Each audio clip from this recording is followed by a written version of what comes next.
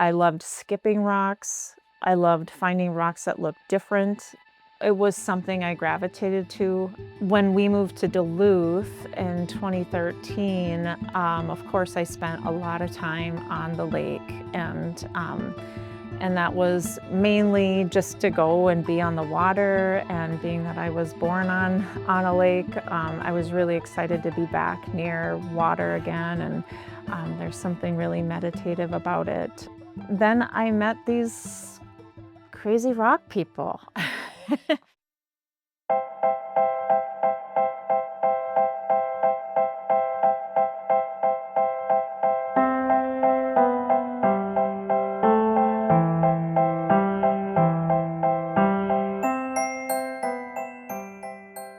So my name is Abby Schaefer, and I am a lapidary and jewelry artist. I mean, there's a community of people in the agate community here that it's really neat to share a love of something and to meet a wide spectrum of people from various different backgrounds and to see how they're all coming together because they love agates.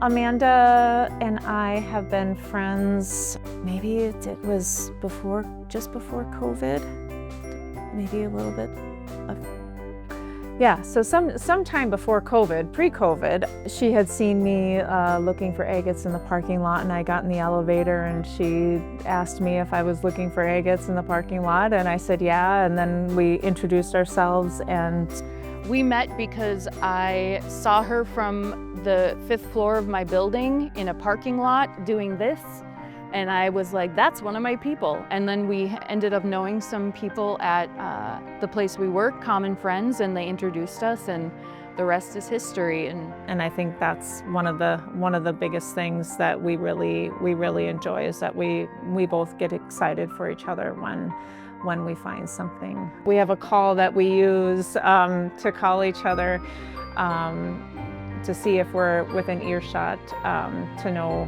that the other needs to come quick. Yeah, we've learned lapidary together.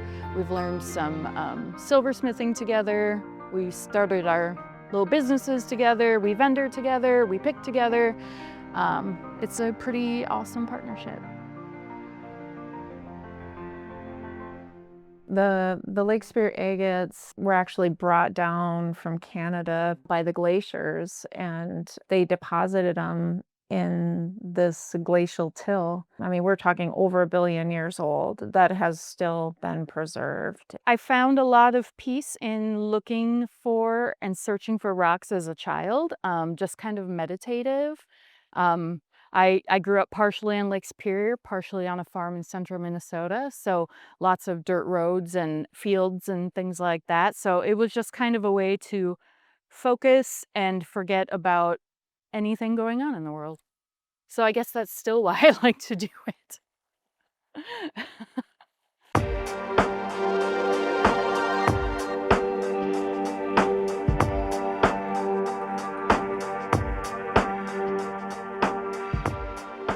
So hunting for agates, finding beaches that have a good array of stone. If it has really big rock, you're likely not going to find a very big agate in that big rock. Beaches that have kind of a combination of jasper and quartz and things like that, you're more likely to find agate. The beaches that you come across that are very pink, they have a lot of rhyolite, and you're not going to likely find as many. No, none of these are rules, they're just observations. So it doesn't mean you'll never find anything. And of course, there's also other fun things to find beside agate. You know it's agate because it's got a waxy kind of luster to the husk, the outside shell. Sometimes they glow because maybe there's quartz inside, and so that quartz, and if the sun is hitting it, they glow. Even if you've looked in one place many times, or you know somebody else was already there, it doesn't hurt to look again, because you just don't know how the sun's going to hit something differently, or somebody's footprint or a deer moved it or whatnot. I've found plenty of agates in places where people have been. I prefer the morning or the evening. When the sun is very bright, sometimes things get washed out and it's not as easy to see. And beaches are interesting because you can hit it, this beach could be Agate Central, for 2 summers in a row, and then you come back the next year and the storms and ice kind of changed everything around, and maybe they're not there anymore or they got picked over. So I really value the relationships with the artists that I work with. I have a handful of artists that I work with on a regular basis here in Duluth. I have some also that are, more in the metro area. Some that are, across the country. And there's something that people really like about buying cabochons from somebody and they know where it came from. And then that goes into the story of the jewelry that they make. And my art was coincidentally also a healing medium. And as I was really picking up and working on the lapidary, at the same time there was some big life things happening and grief and loss in threefold. And so I was so thankful that I had my art to help me when I couldn't find words, when I couldn't understand my own emotions. And so, and also then with a cancer journey as well. So really my art became a sanctuary. It was definitely a very difficult time because I was first diagnosed with melanoma right after my mom passed.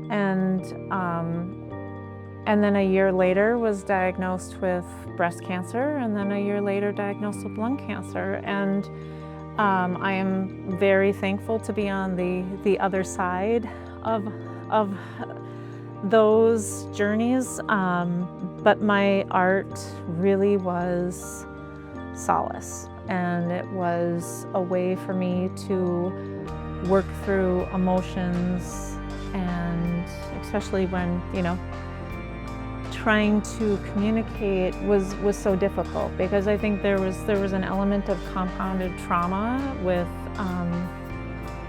3 different deaths that were very near and dear to us, and then also the cancer journey. And so feeling like I could process all of that was very difficult. So the agate hunting, the art, both ways to help me work through those things, and a big part of my healing journey.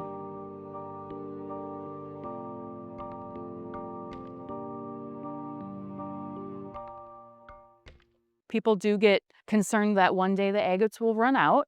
And what I say to that is that we don't have to worry about that. Erosion is our friend. The lake is like the agate that we have goes down, I'm not very good with distance, but really far because everything has been moved around by glaciers. So every year new stuff does come to the surface, and I don't think in our lifetime we're gonna run out. I think if you try agate picking and you don't succeed, don't give up, because you just have to try different places. So you got to just kind of keep trying, and if nothing else, you're at this beautiful place. Take advantage of it.